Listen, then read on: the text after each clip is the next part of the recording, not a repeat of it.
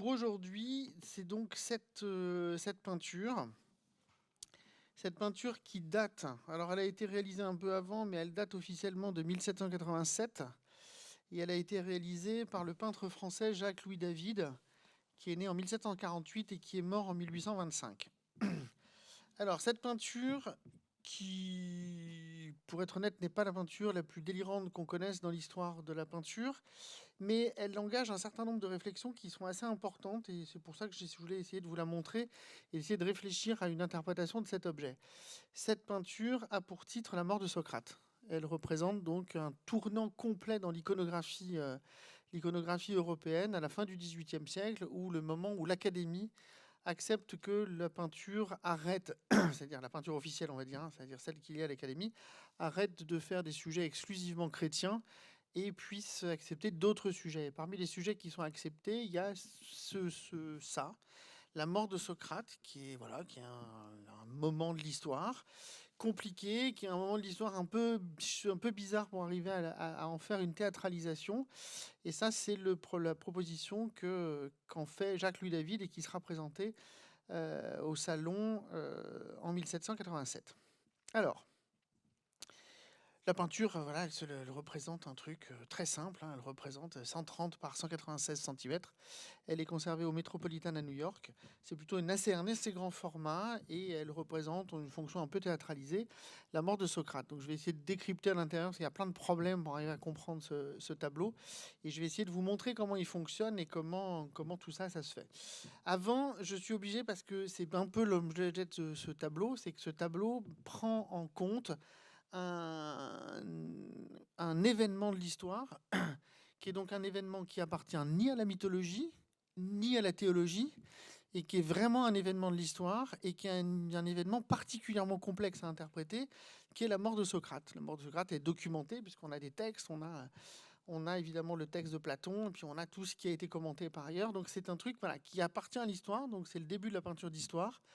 Et ça dit quelque chose, évidemment, d'une position, évidemment, de Jacques-Louis David, dont on reparlera après, et la question de l'interprétation de ce bazar. Alors, je remets juste en contexte pour qu'on comprenne, parce que ça va impliquer des éléments pour comprendre ce tableau. Socrate naît en 470 avant notre ère, et il meurt donc quelque part autour du 15 février 399, après un procès qui le condamne à mort. Donc Socrate meurt à quelque chose comme 70, 71 ans à peu près dans l'histoire de sa vie.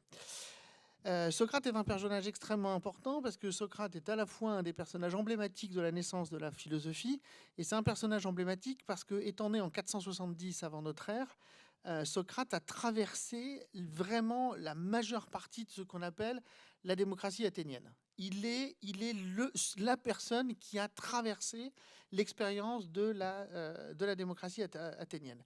C'est-à-dire, en gros, la démocratie athénienne qui commence 10 ans auparavant, en 484, à la bataille de Salamine, c'est-à-dire le moment où Athènes devient une cité forte et d'Athènes s'installe et met en place la fin des tyrans et met en place un système républicain. Et ça ira jusqu'au début, ce qu'on appelle la fin de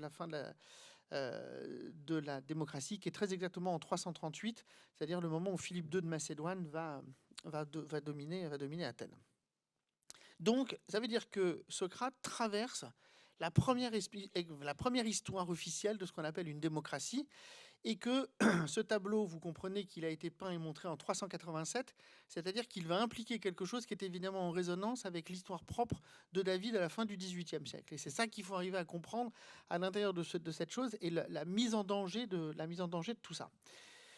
Immédiatement, donc toujours dans un contexte historique, donc immédiatement au moment où Socrate naît, donc vers 470, c'est la création de ce qu'on appelle la Ligue de Délos en Grèce, qui est en fait la constitution d'un trésor qui est sur l'île de Délos, qui est entièrement dominée par Athènes, qui est la cité la plus dominante et la plus forte dans la structure de la pensée grecque et au centre de la mer Égée. Et à partir de cette ligue de Délos, Athènes va considérablement s'enrichir. Et à partir de l'enrichissement de Délos, Athènes va voir la mise en place, dès 447 jusqu'à 432, de la construction du Parthénon. okay, qui va devenir cette espèce de grand symbole. Socrate en sera évidemment le spectateur, puisqu'il verra cette question-là. Et qu'en même temps que tout ça, vous avez l'installation de Périclès au pouvoir, qui va diriger Athènes de 461 à 429. Donc vraiment, c'est pile le moment où Socrate est vivant et Socrate expérimente cette histoire de la démocratie. Cette histoire de la démocratie va s'effondrer en 431, puisqu'à partir de 431, Athènes rentre en guerre avec le Péloponnèse. Les guerres du Péloponnèse, hein, vous savez, qui sont données par Thucydide, etc., qui vont durer longtemps, puisque ça va aller de 431 à 404, pardon. Et 404, vous avez l'effondrement de la démocratie athénienne, puisque pendant un an, vous allez avoir ce qu'on appelle la tyrannie des 30, où c'est 30 oligarques qui vont prendre le pouvoir pendant un an, puis ensuite la restauration. Ce qui veut dire, et c'est ça qui est important, ce qui veut dire que le procès de Socrate a lieu à peine 4 ans après la restauration de la démocratie. Donc il y a dans le procès de Socrate une mise en jeu du concept de démocratie. Et c'est ça que je vais essayer de vous montrer dans ce tableau, et c'est ça que je vais essayer de vous faire comprendre à un moment particulier où on est en 1787, on est à quelques années de la Révolution française, et on est à quelques années d'un autre bouleversement pour le 18e, qui va être la mise en place de cette démocratie. Et donc de comprendre comment ça marche, quels sont les enjeux qui sont posés autour de ça. Donc ça veut dire que le personnage que vous voyez au centre, qui est donc le personnage un peu dramatisé qui est ici, c'est Socrate, qui va donc devenir l'emblème à la fois de la naissance de la philosophie et à la fois l'emblème de la naissance de la démocratie. Et c'est ça qu'il faut arriver à lire en permanence autour de cet objet. Vous savez que Socrate a été accusé, donc un procès est assez long, Socrate est accusé d'une mise en péril de la démocratie, c'est-à-dire que Socrate rend dangereux la démocratie pour un certain nombre de choses, c'est-à-dire qu'il est contre les institutions religieuses et il pervertit la jeunesse avec ses idées qui sont contre la structure religieuse et contre le pouvoir. Et donc on le mène à un tribunal. Il va beaucoup jouer le fanfaron, évidemment, au tribunal, jusqu'à ce qu'à force des votes et des multiples votes au juré, Socrate soit accusé et que la peine qui lui soit réclamée soit la peine de mort. Et donc il aura une peine de mort particulière, puisqu'on va lui demander de boire la ciguë, et il mourra comme ça. Ce qui veut dire qu'à partir de ça, il faut lire exactement la même chose, c'est-à-dire qu'il faut imaginer que dans la même période, David, qui naît sous la monarchie absolue, va traverser évidemment toute son existence un certain nombre de grandes crises politiques, puisqu'il naît sous la monarchie, il va traverser la Révolution française, il va s'impliquer dans la Révolution française, il va s'impliquer dans l'avènement de Napoléon Bonaparte, parce qu'il va suivre Napoléon Bonaparte et il va devenir un des opérateurs de la réussite de Napoléon Bonaparte.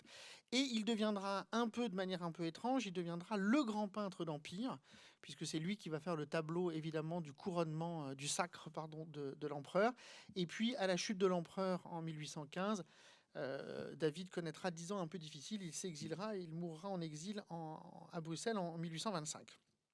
Donc, lui aussi aura connu une sorte de traversée compliquée, c'est-à-dire qu'il aura pris des enjeux aussi avec la question de la politique, qu'il ne peut pas mesurer encore à cette époque-là, mais en tout cas, il y a quelque chose qui se joue en 1787.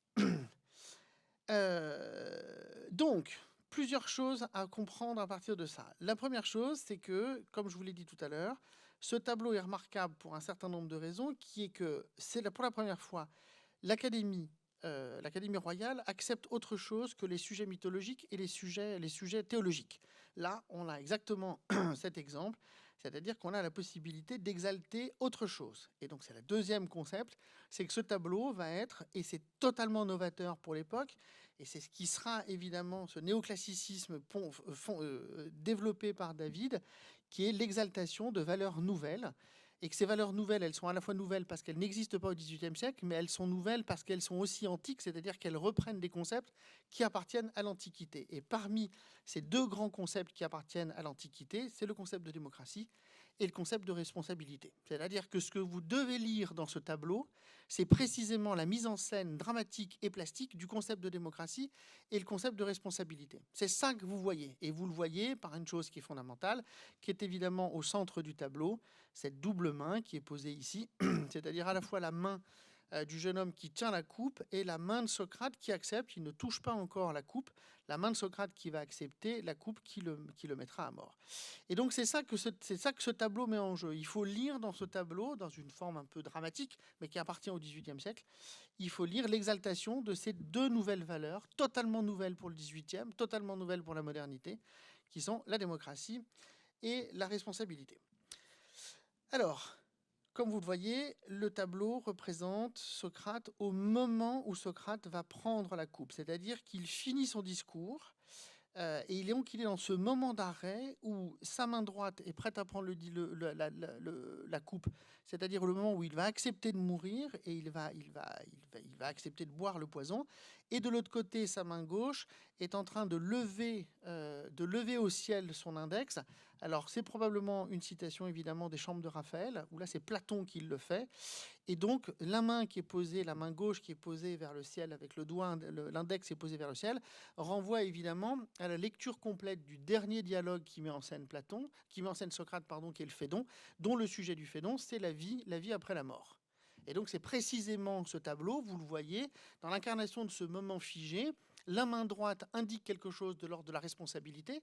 L'être est un être qui est totalement impliqué dans le rapport à sa responsabilité, tandis que l'autre main renvoie à une disposition métaphysique, c'est-à-dire que la responsabilité est pensée parce qu'il y a un au-delà de l'autre côté du truc. De l'autre côté de l'espace, c'est-à-dire dans l'espace métaphysique.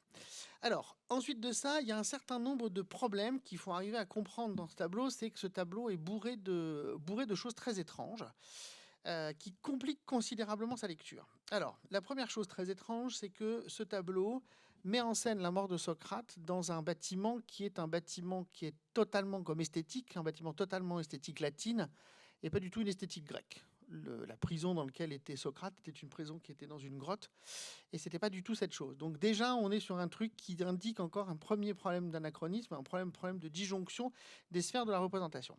La deuxième chose, c'est que ce monsieur qui est au centre, habillé en blanc, donc le blanc c'est la pureté, etc., etc., ce monsieur qui est habillé est supposé avoir, le jour où est passé cet événement, est supposé avoir 70-71 ans.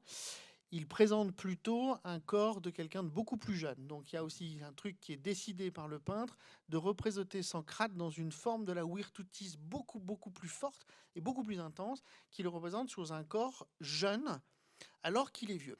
Et de l'autre côté, par paradoxe inversé, vous avez ici cette forme blanche assise, qui est là aussi une inversion complète du dispositif, puisque cette forme blanche assise, on le reconnaît évidemment au papier qui est en bas.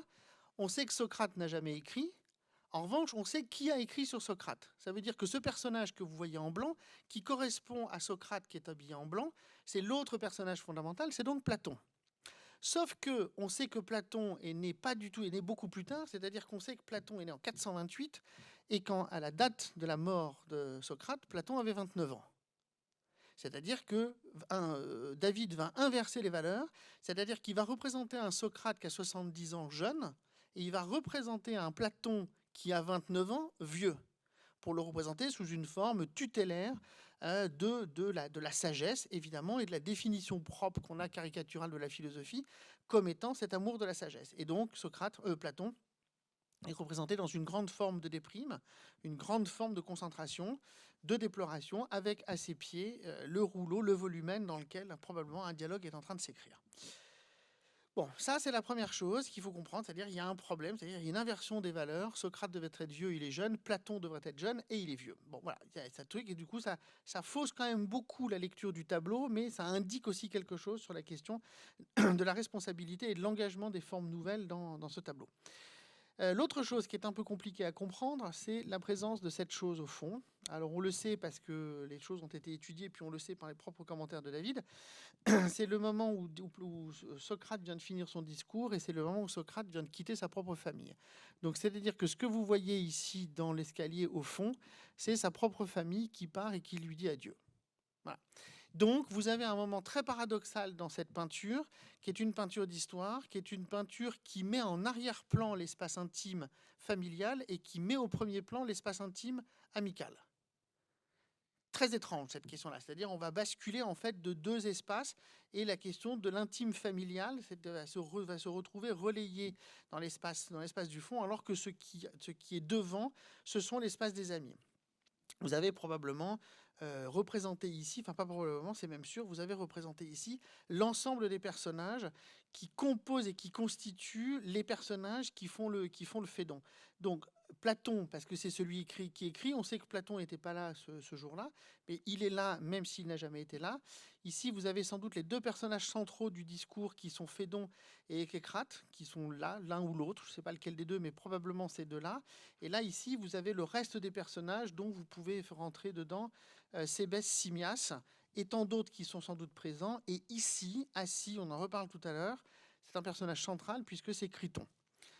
Criton qui est celui qui est l'ami d'enfance de Socrate, qui a le même âge que Socrate, qui a cette main posée sur sa cuisse en signe d'une sorte d'amitié fondatrice, qui est l'autre possibilité de lire aussi la définition de la philosophie. La philosophie est liée à cette question-là. Et donc vous avez ces deux rapports entre les deux, soit la question de la Sophia ici, et ici vous avez la représentation plastique de la philia, c'est-à-dire la relation amicale entre les êtres. Et si vous assemblez les deux, Sophia et Philia, ça fait évidemment philosophie. Et donc, vous avez le résumé du bordel, vous avez la philosophie.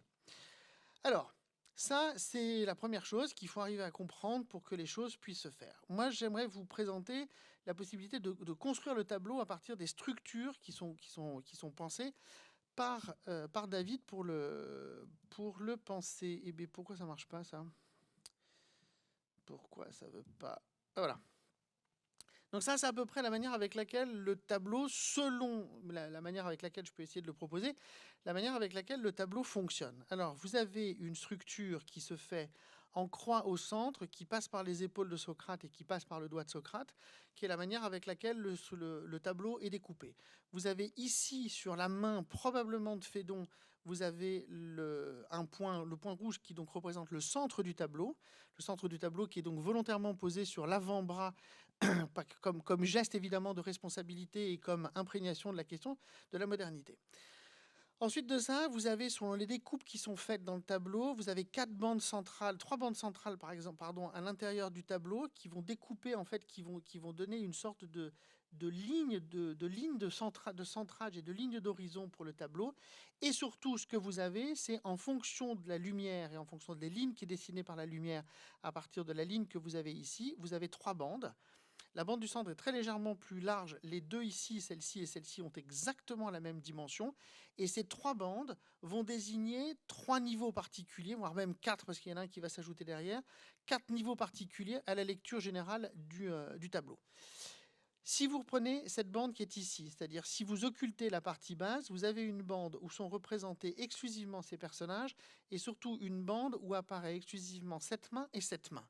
Cette bande est l'espace de la métaphysique, c'est-à-dire c'est l'espace à partir duquel David va indiquer que le sujet du tableau, c'est l'espace métaphysique, c'est-à-dire c'est la projection à partir de ces deux mains, celle qui appelle à une sorte de soutien ou une sorte de salut, et celle qui indique l'espace de la métaphysique, qui est la main de Socrate.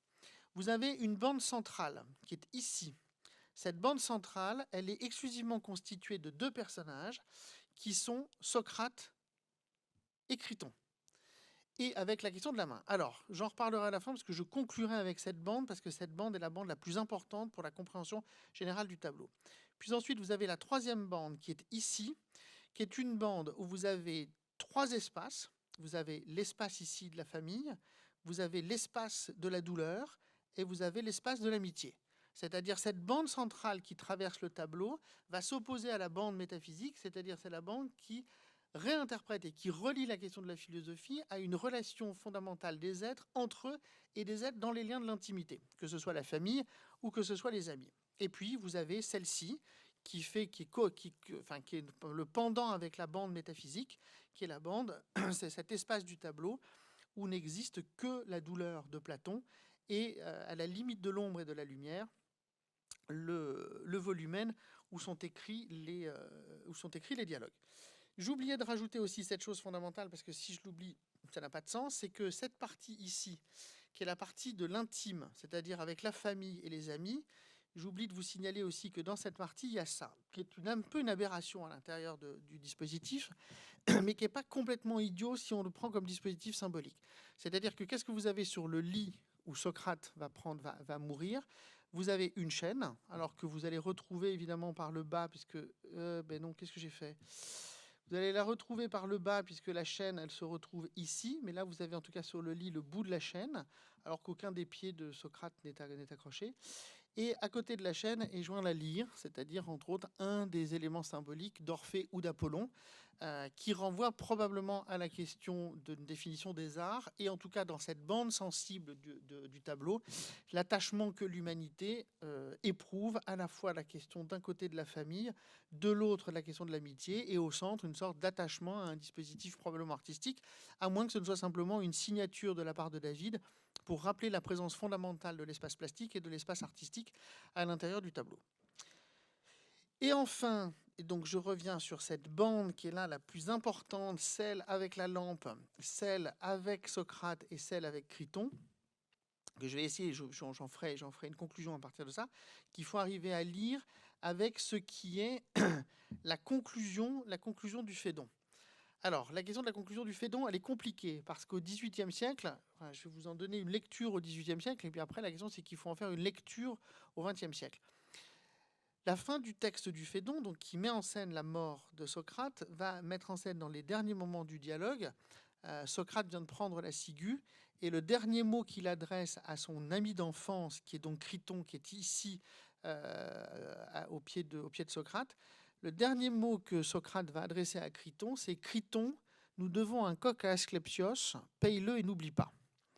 Cette phrase a été une des phrases les plus emblématiques. Cette phrase, elle est inscrite dans ce qui va advenir, c'est-à-dire c'est la scène qui va venir juste après. Là, il est à la fin de son discours, il va boire, et immédiatement après, on le sait, puisqu'on connaît le texte de Platon, il va y avoir cette question-là. Alors, dans toute la tradition, jusqu'encore récemment, la tradition de cette phrase était une idée que nous devons un coq à Asclépios, paye-le et n'oublie pas. Asclépios est le dieu de la médecine chez les Grecs, le dieu de la guérison chez les Grecs. Et donc, ça veut dire qu'à ce moment-là, si on paye un coq à Asclépios, ça veut dire qu'une prière a été demandée à Asclépios et que la prière a été exaucée.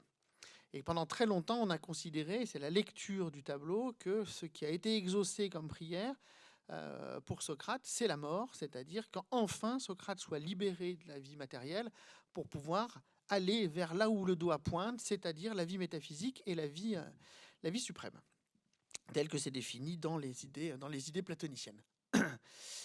La question qu'il faut comprendre, c'est qu'il faut relire ce tableau à l'aune d'une pensée beaucoup plus contemporaine, c'est-à-dire quelque chose qui est au-delà de cette question-là, et se renvoyer en fait à deux textes, à la fois les textes de Dumézil, qu'on appelle le Moine Noir, et le texte de Foucault sur le courage de la vérité, et comprendre à ce moment-là qu'il y a un autre enjeu dans cet objet, qui est qui est construit dans cette bande entre les deux visages de Socrate et de Criton, c'est que ce qui est engagé comme guérison, c'est pas une guérison, c'est pas se guérir de la vie, c'est précisément se guérir de l'objet du discours du Phédon, c'est se guérir de la doxa. C'est-à-dire que ce que Socrate va prendre, qui est contenu dans la coupe, qui renvoie à la question de la responsabilité, c'est ce qu'on appelle le pharmacone. Or, le pharmacone, c'est une question de dosage. S'il y en a trop, c'est pas bien. S'il n'y en a pas assez, c'est pas bien. Toute la question de la lecture de la pensée platonicienne et de la pensée socratique est contenue dans ce double enjeu, c'est-à-dire la question du pharmacone. C'est ça qu'il faut arriver à lire dans ce tableau, c'est ça qu'il faut arriver à comprendre, c'est que ce tableau, je le répète, est un tableau qui est donc un tableau politique, c'est un tableau qui doit éveiller chez une spectatrice ou un spectateur de la fin du XVIIIe siècle, doit éveiller, alors qu'on est encore dans une monarchie, et qu'on n'est pas encore on n'a pas passé la Révolution, ce tableau doit éveiller deux choses absolument fondamentales. Doit éveiller la question du concept de la démocratie, puisque ce personnage meurt pour la démocratie, meurt par la démocratie. Donc il y a un double enjeu dialectique sur cette question-là. La faute, d'où vient la faute pour qu'il meure? Est-ce que c'est Socrate qui commet une erreur? Est-ce que la démocratie qui commet une erreur? Mais en tout cas, il y a cet enjeu politique qui est fondamental. Et la deuxième chose, c'est qu'on doit absolument voir dans le centre de toutes les couches du tableau la question centrale de la responsabilité. Chaque être engage dans cette image, plastiquement, sa forme de la responsabilité. Sauf peut-être Platon, qui est celui qui est le plus anesthésié au sens propre, et qui est en bout du tableau comme une figure spectrale, qui viendra, c'est lui qui racontera l'histoire évidemment, mais qui vient comme ça, comme s'il avait été d'un coup vieilli ou détruit par la lourdeur et la pesanteur de ce tableau. Donc voilà ce que j'ai à vous dire. Il y a plein de tableaux historiques de la même période de David qui mettent en jeu ces questions de responsabilité.